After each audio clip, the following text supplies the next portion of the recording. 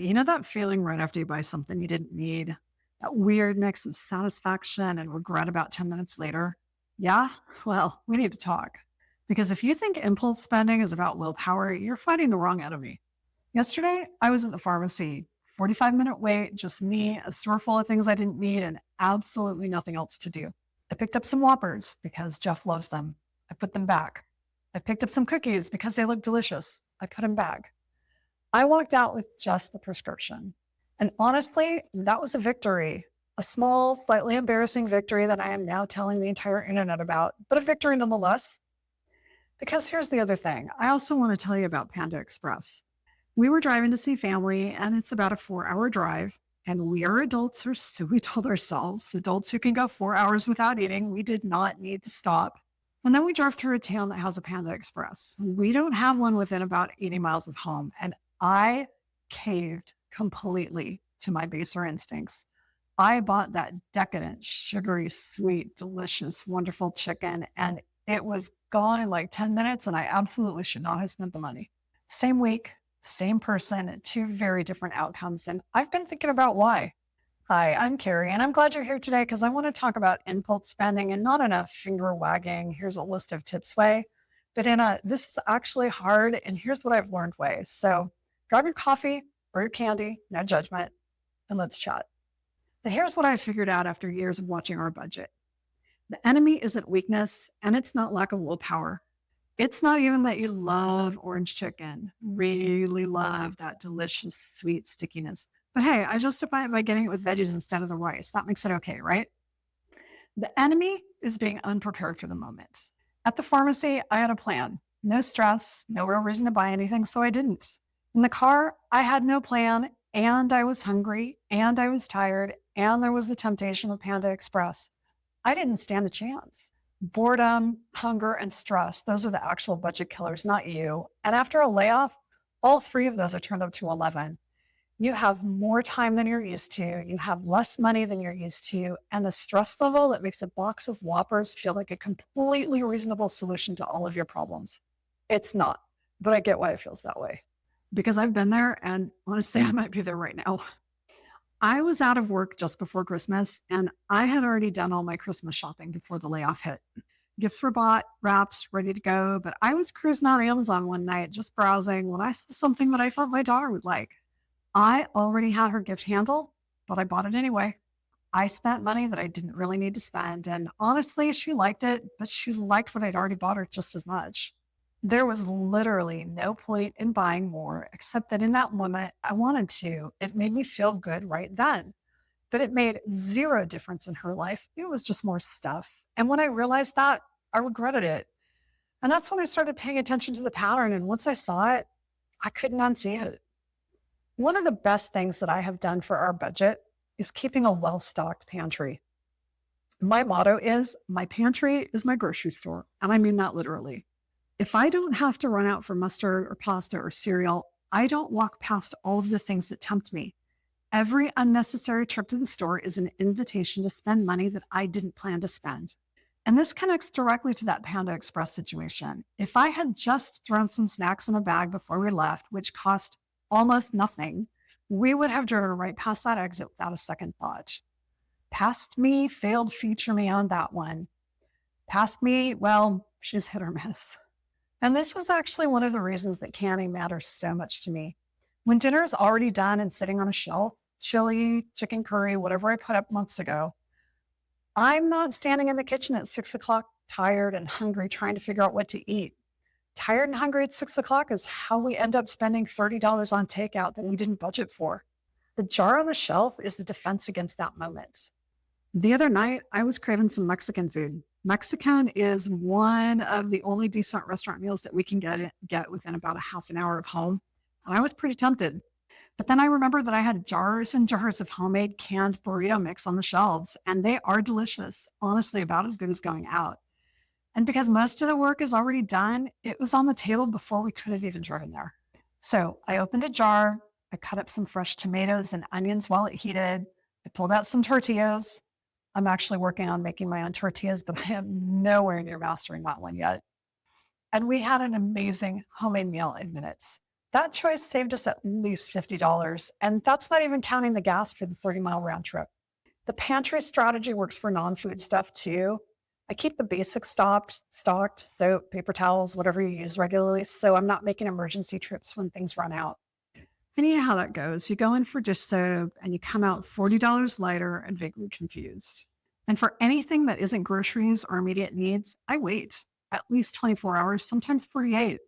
That feeling of wanting is always loudest right in that moment, but it gets quieter pretty fast. Most of the time, a day later, I just don't even care anymore. And if I still want it after 48 hours, at least I know it wasn't purely just an impulse. The pharmacy whoppers, I don't have any interest in them today. The Panda Express, I still think about that fondly, and I have no regrets. Make of that what you will. And here's a bigger example. I have a surfboard rack for my bike sitting in my Amazon cart. I don't actually surf. I would use it for my boogie board, but anyway, it's been there for months. When we camp at the beach, I ride my bike down and go boogie boarding. And if I had that rack, I could carry my board with me. Instead, I leave my board at my brother's house. He lives out there. And then he just brings it out to the beach when we go. Do I need the rack? Nope. Does the current solution work perfectly fine? Yes. Is it still in my cart? Also, yes. But I keep looking at it and putting it off because every time I wait a little longer, I remember it's just more stuff. That one decision has saved me $47.99, which doesn't sound life changing, but when you're watching every dollar, it kind of is. Triggers are another issue. Take a minute and actually think about when you spend money you didn't plan to spend. For me, it's pretty clearly food, and I'm a danger to the budget when I'm hungry, and I'm a danger in any store that sells snacks. It's always food with me, always. For some people, it's boredom scrolling that turns into online shopping at 11 o'clock at night. You're not even looking for anything, you're just looking, and then somehow there's something in your cart. For other people, it's stress. When everything feels out of control, a purchase feels like the one thing you can decide. And I understand that more than I'd like to admit. And I'll come back to it in a minute because that deserves its own conversation. Once you know your trigger, you can build a defense around it.